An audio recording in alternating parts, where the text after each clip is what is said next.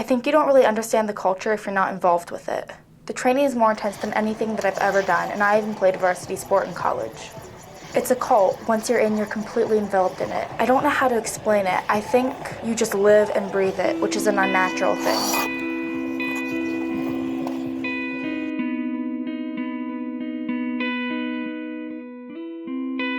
When I was 13, I moved to a boarding school. It's the only school in the United States that associates the figure skating club with the school, like a club sport. Our schedule was as such. Weekdays, we started at 5:30 a.m. with a workout, then skated for an hour. During school hours, including lunch, we skated another 2 hours. After school, we worked out for another hour. On Saturdays, we only skated for 3 hours. Our coach was in her early 80s. She taught under values which included no mercy, endless practice to improve, and insults to motivate the skater. My 12-year-old roommate was told her butt and breasts were too big to get any rotation and jumps and that she should consider getting a reduction. At 12. Our weight was constantly the center of attention, especially for those of us who are taller and thicker. She kept a scale right outside her office door. At least 3 girls were bulimic, 3 girls were sent home for anorexia, and many of us had mania and were depressed due to the lack of sleep and food. The locker room bathroom became our haven, a place to cry, cut, or puke without much judgment. My good friend was sick for 9 days and was not able to keep any food down, so she lost 10 pounds. She was brought into the office and praised greatly for being sick. Our coach would slap our butts, handle us roughly, and praise us only if we lost weight. I personally became extremely depressed and lost my love of skating. I was suicidal and cut myself, one time engraving the word try into my ankle because I was told to just try harder so many times. I was devastated.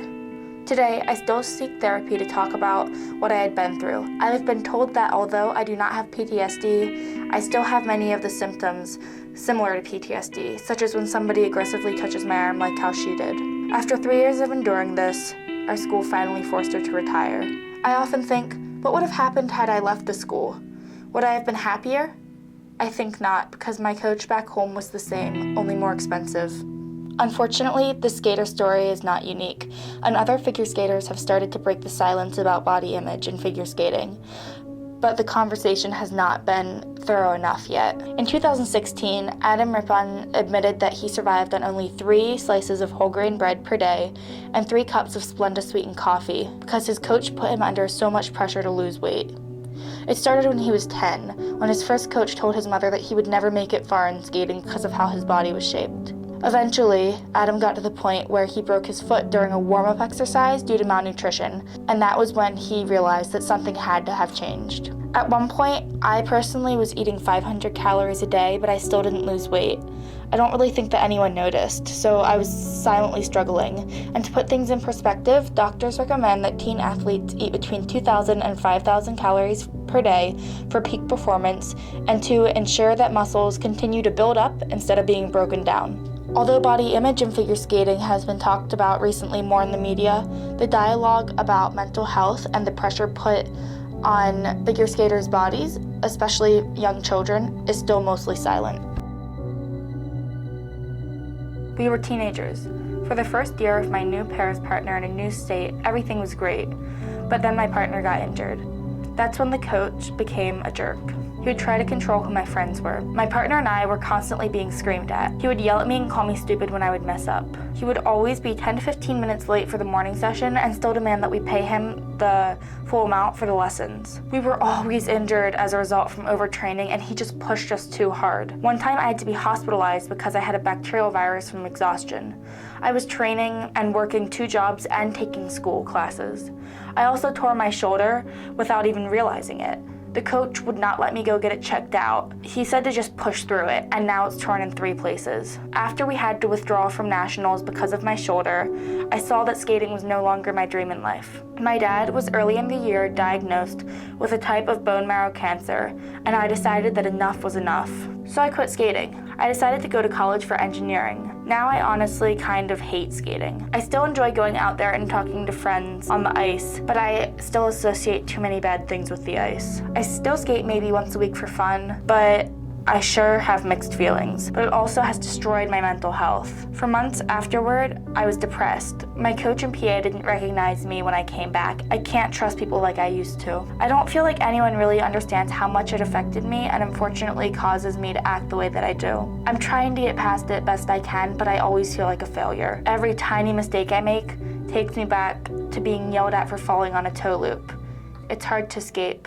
You've probably thought to yourself that the jumps in skating are getting crazier and the skaters are getting younger, and you're not wrong. In the 2018 Olympics, the women's champion from Russia was only 15 years old. As you can imagine, the pressure put on these young people, both mentally and physically, is insane. When a skater lands a jump, the force coming down on their foot is 5 to 8 times their body weight. This can cause overuse injuries, as skaters are often required to jump upwards of 60 times per ice session. Without recovery time, the muscles continue to break down, which can lead to long-term overuse injuries. Children are especially susceptible to injuries, as their bodies are still growing and developing. Injuries in the growth plate areas, which are the areas of soft tissue at the end of long bones, have become more common. This is incredibly detrimental to the developing body, as the bone is not fully calcified in that area yet. This can cause osteochondrosis, which can stunt children for life.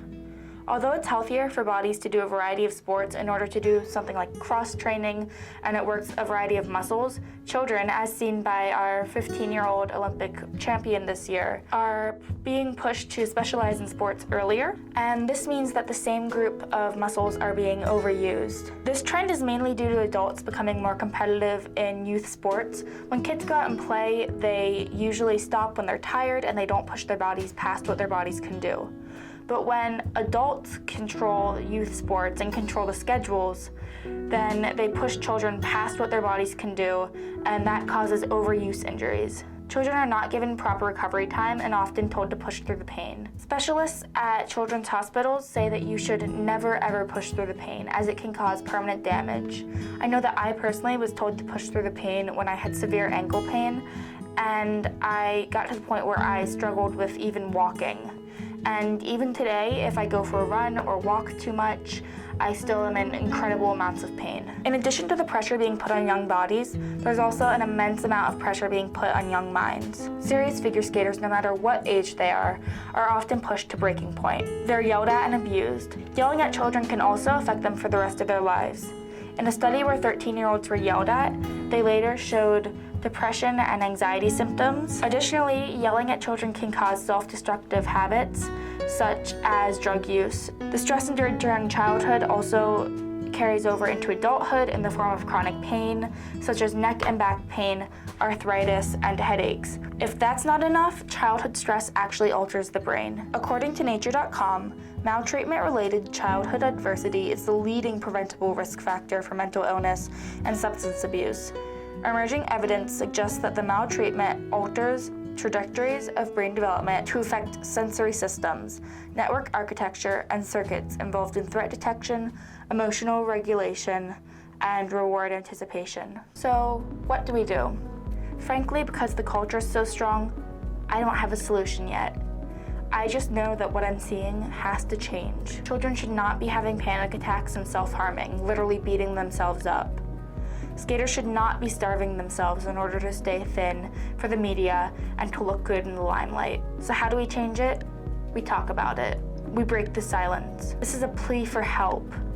This is a skater begging to break the silence that so many of us suffer in. It doesn't have to be that way. When we all start talking, eventually a change can happen.